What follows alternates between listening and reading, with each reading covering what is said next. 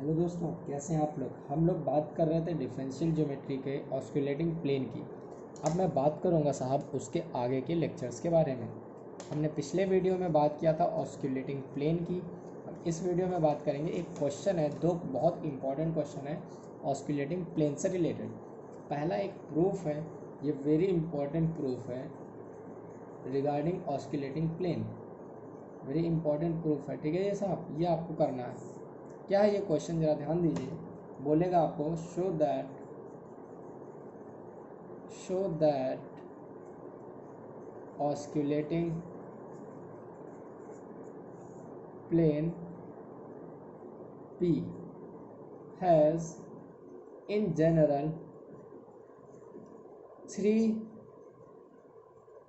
point contact, bracket में, contact of second order with the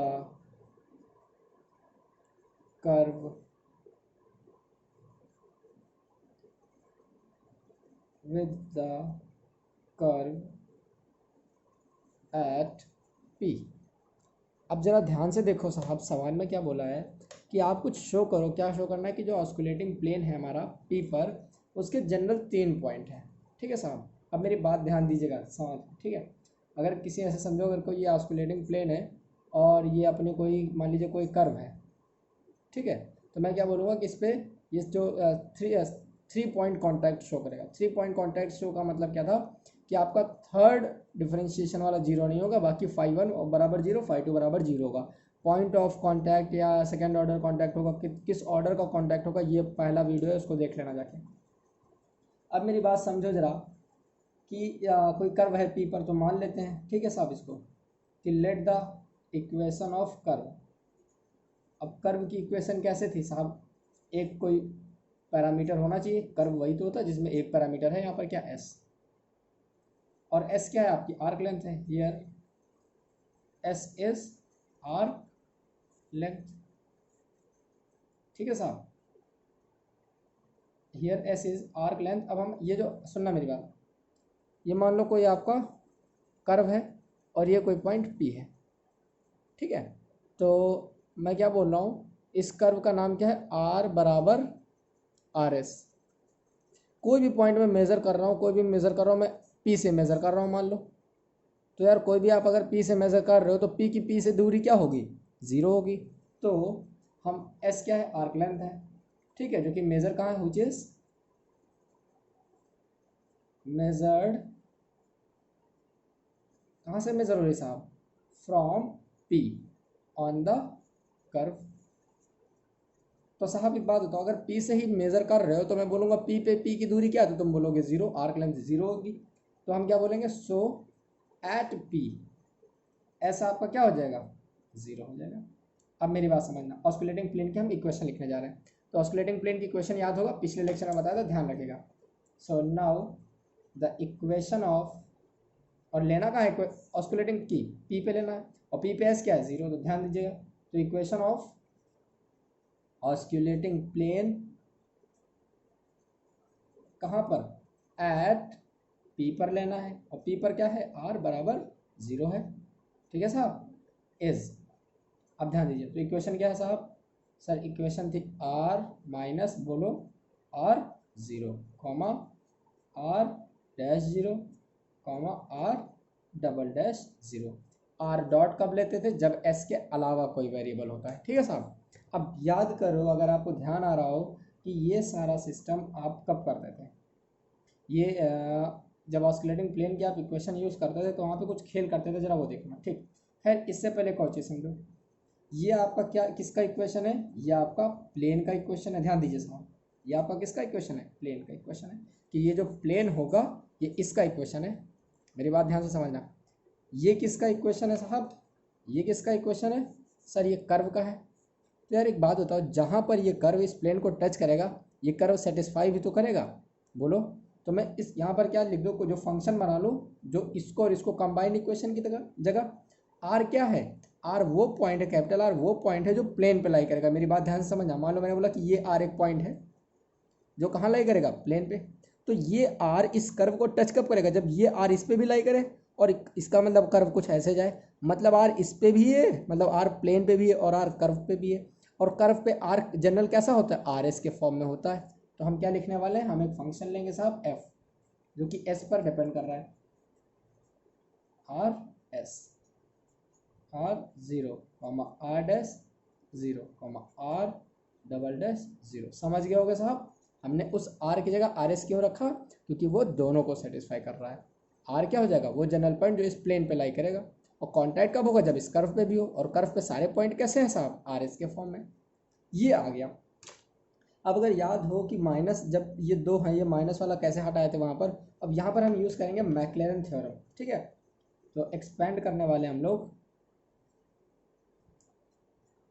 R S को इन power of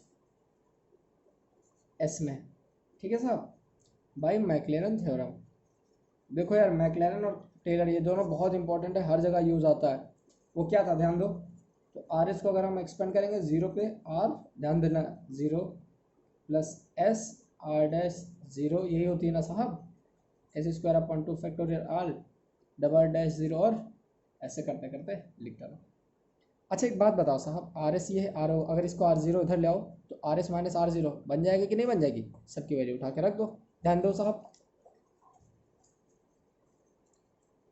क्या किया आप, आर एस और आर जीरो को इधर ले आए, माइनस आर जीरो, तो उधर क्या बचा सर, एस बचा और आर डैश जीरो बचा साहब, ठीक है ना, प्लस और क्या बचा बोलो, एस स्क्वायर अपॉन 2 फैक्टोरियल। देखो यार, बार बार मैं बोलता हूँ कि बोलो, बस एक तरीके से समझ लो, आपका मन लगा रहा है, बस इसलिए करता हूँ सब चीज़ें, ठीक है ना।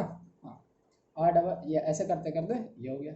अब इस इक्वेशन, ये जो वैल्यू है साहब इसकी, क्या है, ये है, इसकी वैल्यू वहाँ पुट करो, कहाँ पर, समझ गए होगे, ठीक है। तो जो हमारे पास फंक्शन है एफ एस, अभी मेरी बात समझना, मैं ये सब क्यों कर रहा हूँ सब बताऊँगा। यार, जहाँ मैंने पॉइंट ऑर्डर कॉन्टैक्ट करके एक है, प्लेलिस्ट में जाकर देख लीजिएगा डिफरेंशियल ज्योमेट्री का, वो वीडियो जरूर देख लीजिएगा, तभी समझ में आएगा ऐसा क्यों हो रहा है, वहाँ पे सवाल कराया है मैंने। अब देखना, जो हमें लिखा था ना यहाँ पे आर एस माइनस आर, उसकी जगह हम ये पुट करेंगे, तो हम पुट करने जा रहे हैं, ध्यान दीजिए, आर डैश जीरो, ये आर डैश है साहब, plus S square upon 2 factorial, ठीक है, और क्या हो जाएगा, R double dash zero plus ऐसे करते करते 3 अपॉन 3 फैक्टोरियल, यहाँ पे लिखा नहीं, लिख लो कोई दिक्कत नहीं, R triple dash zero, comma क्या हो जाएगा बोलो, कॉमा हो जाएगा आपका R dash zero, comma R double dash zero, और बाकी बचा भी तो है, बताओ आगे की पावर तो लिखे नहीं, प्लस क्या, ऑर्डर ऑफ एस की पावर 4, ठीक है, उनको हम नेग्लेक्ट कर देंगे, ठीक है, क्योंकि बहुत छोटी वैल्यू होती जाएंगी। अच्छा, अब एक बात ध्यान दो, ध्यान देना, अब यहाँ पर एक चीज़ देखो बच्चा, ये आर डैश है, यहाँ पर एस कॉमन ले लोगे जब, और कॉमन लगाने के बाद ये आर डैश, तो ये आर डैश वाले गायब हो जाएंगे, बोलो जीरो, इसको हम लिख कैसे सकते हैं, दिस, ध्यान देना, this comma this comma this plus this comma this comma this plus third वाला दिस कॉमा दिस, समझ रहा है, मैं पूरा करूँ क्या, मैं एक करके दिखा रहा हूँ, बस ध्यान दो, ये कह रहा हूँ मैं, R dash comma zero plus है ना, अगला ब्रैकेट लग जाएगा, इसकी जगह क्या हो जाएगा, ध्यान दीजिएगा साहब, मैं क्या कर रहा हूँ, ध्यान दीजिएगा, यहाँ पर हम कॉमा लगा दे रहे हैं अगर, तो अब ये R dash zero comma R double dash zero, बाकी बचा कौन है, ये बचे हैं ना अभी, बोलो साहब, आपके बच गए क्या, आया S square upon 2 factorial R double dash zero, चलो मैं सब कुछ अलग ही कर दे रहा हूँ, comma R dash zero comma R double, third year में आ गए आप, चाहो तो ना करना, कोई नंबर नहीं कटेगा इसमें,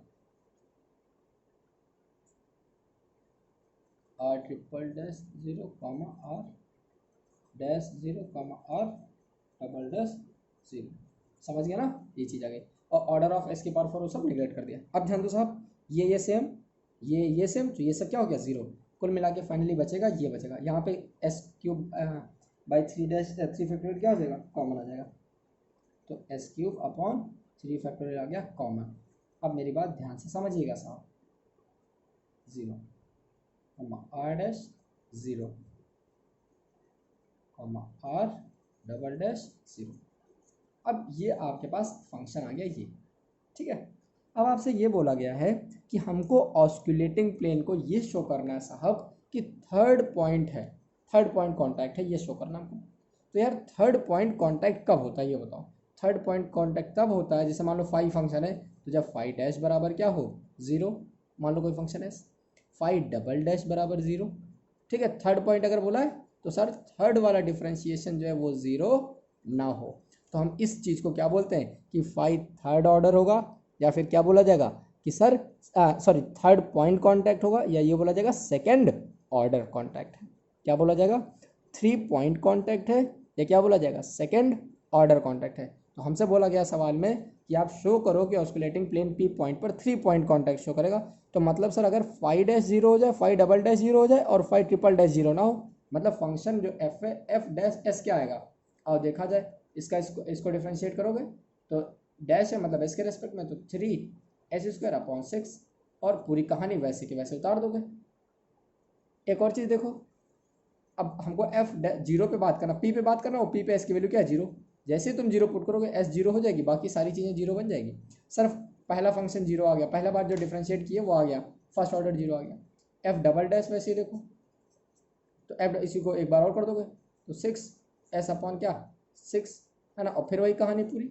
सर फिर से आप 0 रखेंगे, इधर भी एस 0 है, 0 हो जाएगा। मतलब सर आप ये कह रहे हो कि सेकेंड भी क्या हो गया आपका 0 हो गया। अगर थर्ड 0 नहीं हो गया, मतलब अगर थर्ड आप निकाले और 0 नहीं हुआ, तो जो आपने किया वो सही हो जाएगा। तो बस पर हम जरा डिफ्रेंशिएट करें, इसी को एक बार और करोगे डिफ्रेंशिएट, तो एस है 1 हो जाएगा। तो इस बार क्या बचेगा सर 6/6 मतलब कांस्टेंट। क्या थर्ड वाला 0 हुआ, नहीं हुआ, मतलब वही चीज़ तो आ गई। मतलब साहब ये कि ये आपका 3 पॉइंट कॉन्टैक्ट होगा, क्यों, क्योंकि आपका तीसरा वाला 0 नहीं हुआ। ये कंडीशन होती है ऑर्डर ऑफ कॉन्टैक्ट में। ये बहुत ही इंपॉर्टेंट सवाल था, ठीक है साहब, ये समझ में आया होगा।